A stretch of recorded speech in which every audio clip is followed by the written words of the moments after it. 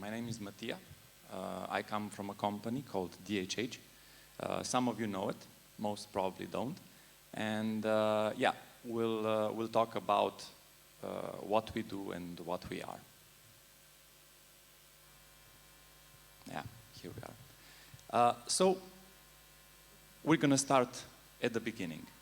The title of the presentation is Investing for the Long Term. And today I will talk about the DHH story. How did we come here, what we are, what we do. And DHH is actually a story about entrepreneurs. It's about people from different countries, from different technological companies coming together and building something better.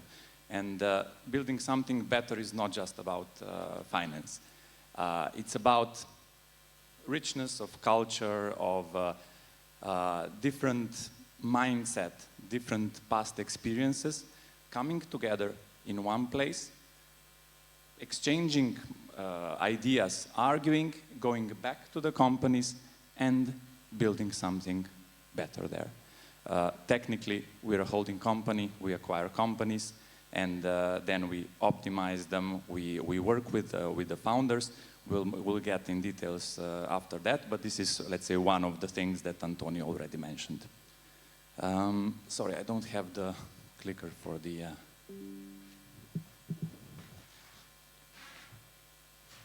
Okay.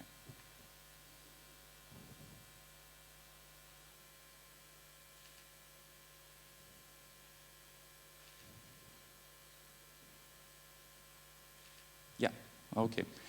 So I already mentioned in the radio show today that, let's say, we're a strange beast. DHH is a strange beast, because I was talking about the people right now, but now I also want to talk about the second phase of DHH, which is technology. So what we do. Actually, we're present in 4 different markets. One is infrastructure as a service. Let's say, when we talk about infrastructure as a service, we're actually talking about cloud servers. We're talking about virtual private data centers. We are talking about GPUs. We also, let's say, deployed our own GPU solution in the last 2 years. We actually deployed the whole stack, so we're talking about hardware, we're talking about software. We also deployed our own large language model based on Meta's Llama. So we are very active in this area. Then we have platform as a service, which we consider more or less standard hosting. We're talking about mail hosting, we're talking about domains, we're talking about, let's say, very fast hosting, especially for the Balkan area. Then we're talking about premium and internet access.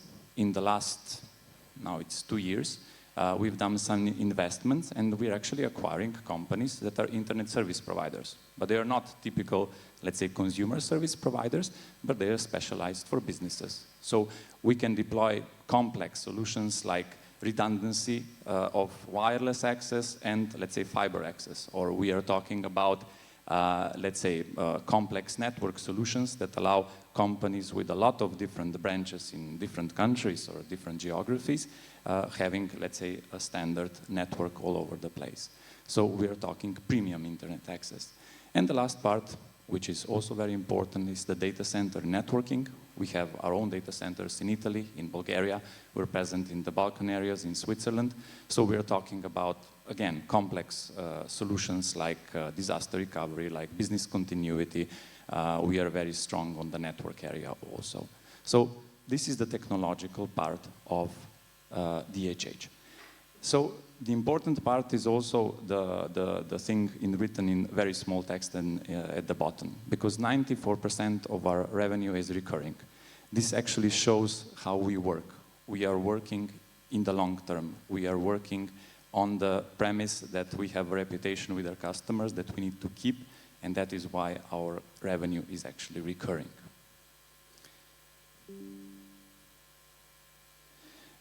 Okay, a few numbers.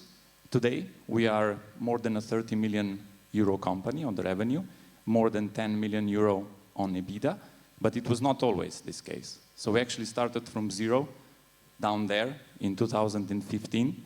We made a few acquisitions, and then we made an IPO on the Italian Stock Exchange in 2016.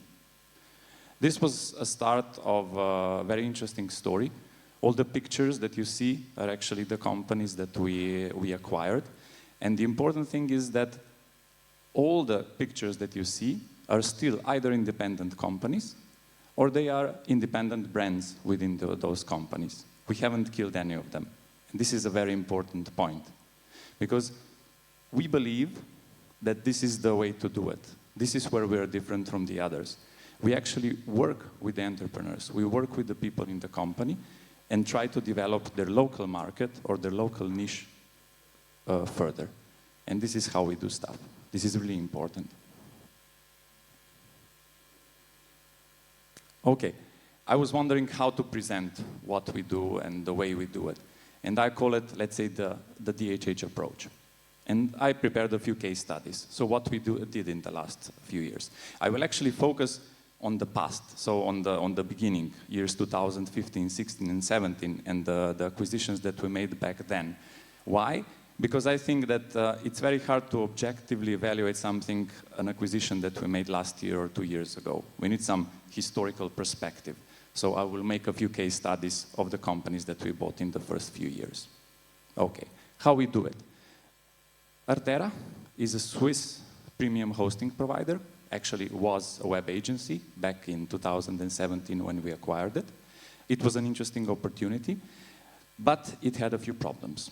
It was more or less a 1.4 million euro business. It was very strong in Magento development. Anybody know Magento? Okay. It was, I mean, it's still big, but it was much bigger in 2010, 2015, and so on. And they were very well recognized back then for Magento development. But the problem was that the same year that we made the acquisition, the company actually closed the year with 2,000 euros of loss. So we are actually buying a company that was making a loss. What we do? I mean, the typical way would be to fire the CEO and make a redesign of the organization and fire half of the people. We actually didn't approach this in this way, but we worked with the founder, that was the CEO, to make a turnout situation. So what we did, we were repositioning the company as a premium hosting provider, away from the web development agency. We redesigned the organization because we knew that they need a completely different set of skills and people. It is different if you're doing a web development or if you're doing a premium hosting provider. We built a financial and controlling function which allowed them to monitor what is happening each month. And we also reorganized the network operations center because there was not a lot of people and they didn't have a lot of skills. We actually made a network operations center that is shared among the companies in the group, and they started using it. And the last thing that we did is actually one of the companies in the group is very strong on infrastructure, and what they did is they provided the whole infrastructure, so they actually transferred from their own proprietary hardware to an infrastructure, to a platform that we designed with them together, and that is offered by another company in the group. So where is Artera today? Artera today is a premium hosting provider that also provides cloud. It's actually cash flow positive, and it's producing profit. We actually reinvest the profit, so we are actually investing a lot in this company still today, even from the beginning. But I would say that this is actually a success story from our perspective. Okay? One back. Okay. This is another company that we acquired. This was actually an acquisition that we made in 2015. It's a TopHost is an Italian hosting provider. Actually, it's a budget hosting provider because even today you can get static hosting with an email address and the domain all together for €5.99 per year, which is, I mean, it's almost for free. But it's interesting because, I mean, this is not the most sold product. The more complex products are more interesting for the customers, but it is possible to get the hosting for such a price. So what was the problem? The story was much less dramatic than with Artera, but the offering was outdated, the user experience was not really good, and it needed, let's say, some care. So after the acquisition was done, we designed a new marketing strategy, we redesigned the page, we introduced the avatar, which is a parrot that is visible on the website. we revamped the product offering, we introduced a new high-performance product, and so on and so on. So all of this is interesting. We've already seen it with Artera, but there was also something very different. In the end of 2022, which means last year, the company actually acquired their competitor. So what we did here is we were able to transfer the knowledge, the skills that we have as DHH of acquiring companies to one of our companies that was able to acquire their competitor. I think that this is, let's say, more or less one of the most important success stories, because what we are doing here is building leverage. So we introduce this knowledge into the company, which now they can do by themselves. So today, Tophost is okay, it's doing well, it's growing double digit, it has increased profitability, it generates cash, it was able to acquire a competitor, and it has a very clear focus on the budget market. Okay, what else? A Croatian company. This is the least dramatic story of all, but it's very interesting. Why? Because when we acquired it in 2015, it was already a successful company. It was one of the best, the largest companies in Croatia. It was very well positioned as a premium hosting provider, but it had another problem. It had two owners, and one of them wanted to leave the company. He wanted to exit. He had some other businesses, and he says, I don't want to stay in the business anymore. And there wasn't anyone that was actually prepared to buy the company except us. So we acquired the company. One of the owners left the company, the other one stayed with the company and was the CEO of the business for the next few years. So what did we do? I mean, the standard things that we already mentioned, the management control system, the digital marketing redesign, we redesigned the webpage, the messaging and everything. We reorganized the network operations center. So this is the center that I mentioned that is shared between the companies. But there were a few other very interesting points that we made. So this is actually a company that we call a serial acquirer, because what they did is they made 4 acquisitions of significant businesses. So we're talking about businesses that were from 10 to 50% of the revenue they were buying in the last 8 years. And 2 of these acquisitions were actually acqui-hires. So they bought a company, but they also employed the founder, the entrepreneur of the company. Why is this important? Let's say, I don't know what your experience is, but usually entrepreneurs, founders are very bad employees. Because if they were good employees, they would be employees, otherwise they're entrepreneurs. So it's completely normal. But in certain cases, like especially with technology founders, they'd like to do what they do. So they start out as a system administrator, then the business grows, and then they have to start dealing with the people, they have to start dealing with the administration, with the finances, with compliance, and so on. And at a certain point, they say, I don't want to do this anymore. I want to focus on what I started with. So in these cases, this happened. So these people actually wanted to continue working with us on what they did in the beginning, but they wanted to get rid of everything else. And we solved this situation for them. At the same time, the founder, the original founder of the company, he wanted to build another company. So he said, I see a space in managed services. I want to take a few customers from this company and build another company. And we said, okay, go ahead. And then we had a problem because we had a company without management. So we had to plan for a succession. We found a CEO, employed him, and now he's working, he's managing the company called Plus. And the other company that is called Sisby was spun out, and the, let's say, historical founder is managing this company. So it's a very interesting, octopus. So it began with a single company, then it spun out, then it changed, then acquired, and so on. So this is also one of the stories of DHH. Today, they grew to around 3.5 million combined revenue. They're a top provider in the country. And this is also a very interesting point. More than 50% of the employees are still original employees from 2015 are still with the company. Okay? I mean, some of them left, some churn is normal.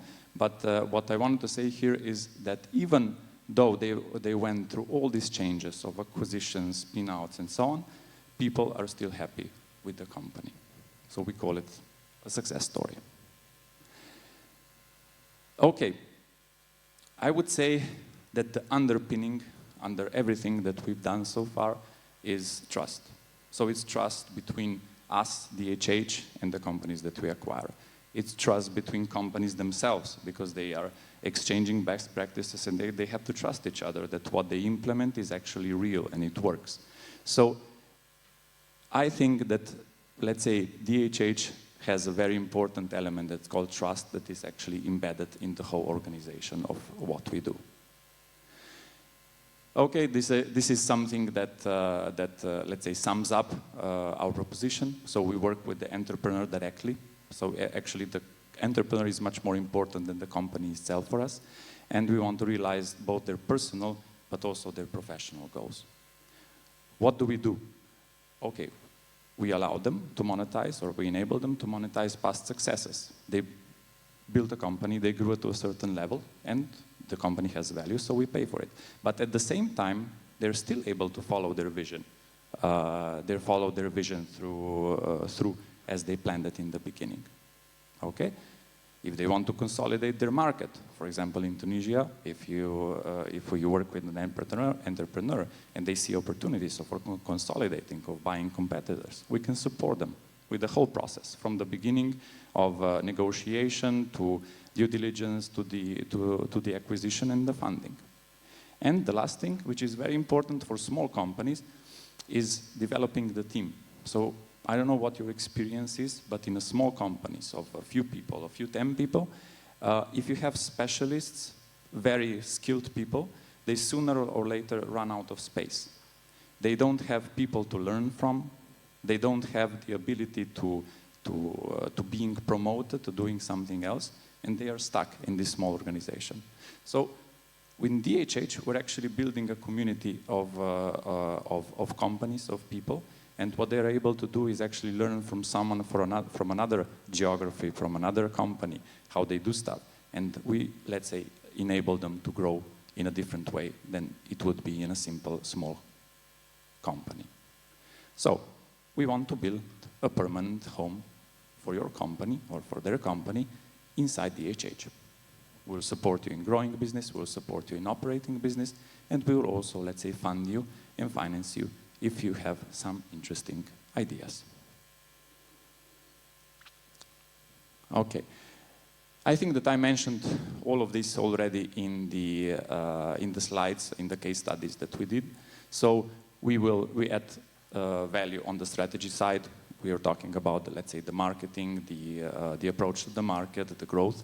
The corporate governance, we actually helped the CEOs define their directorship agreements, their bonus agreements, how to approach let's say, making a schema for bonuses for the employees.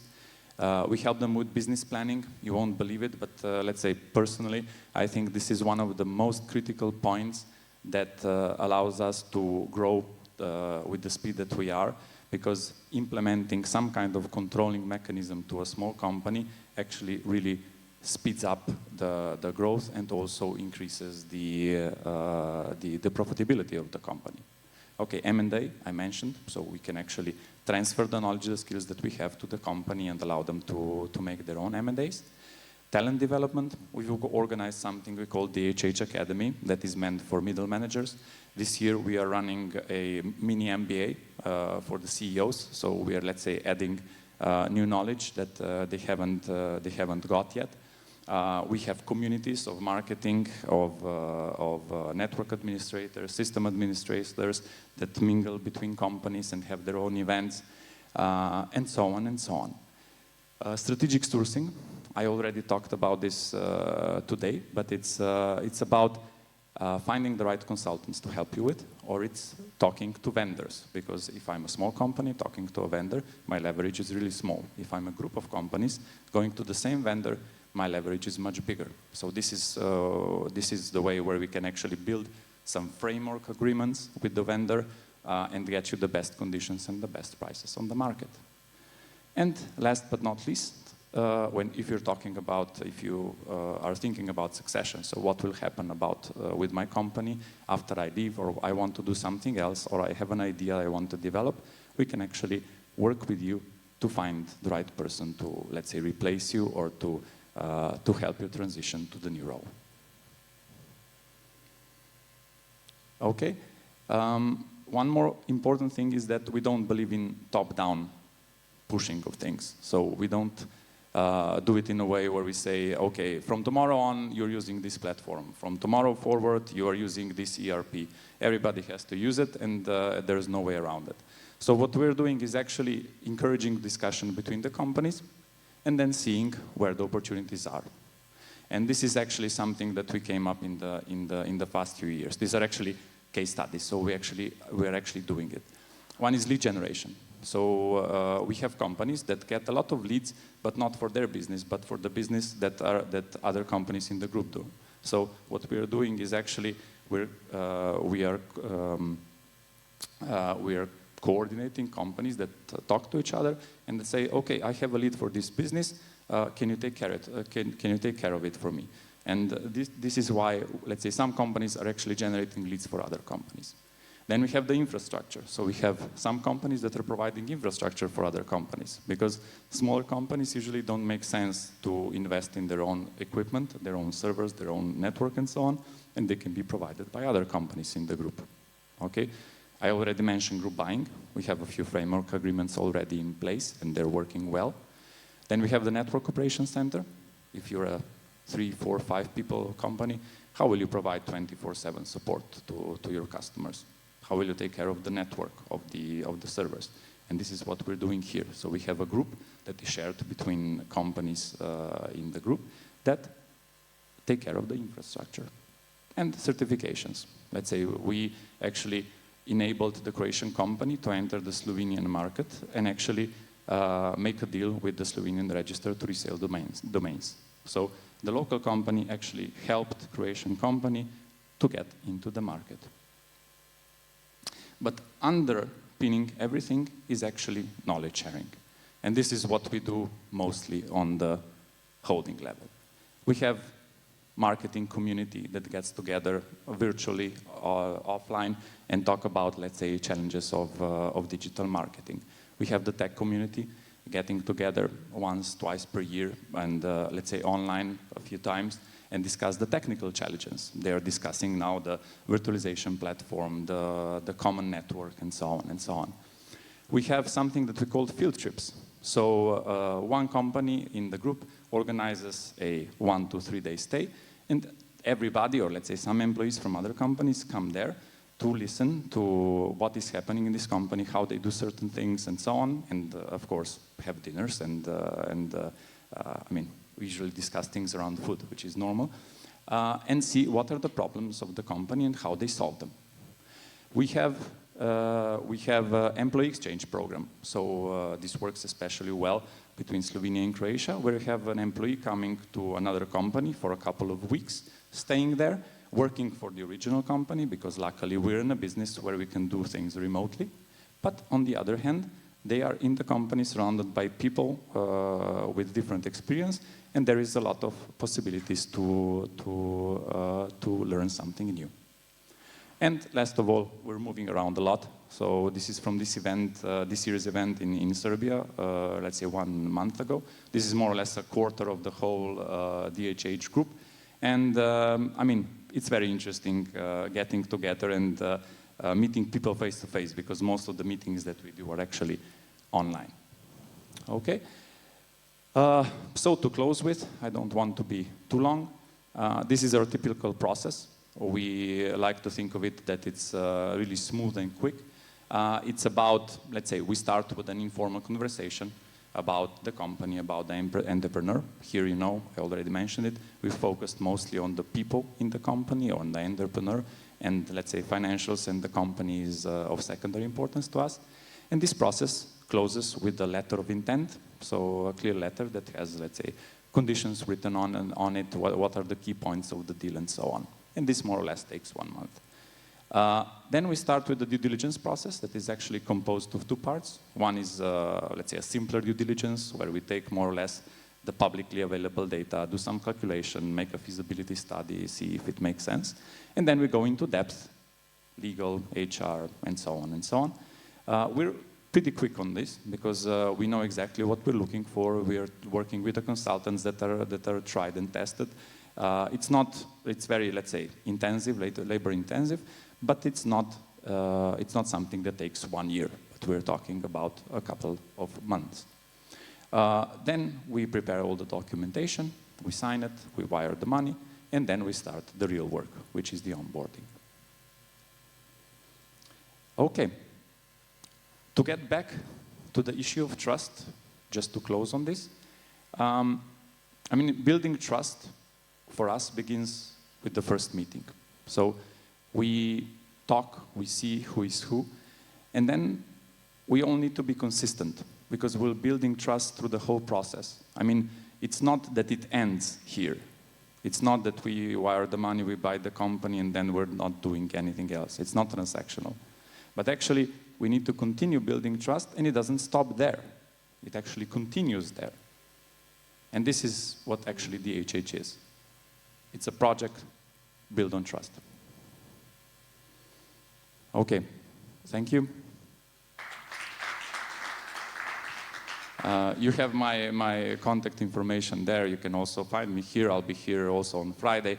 So if you have some interesting project, company or something to discuss, I'll be glad to hear it.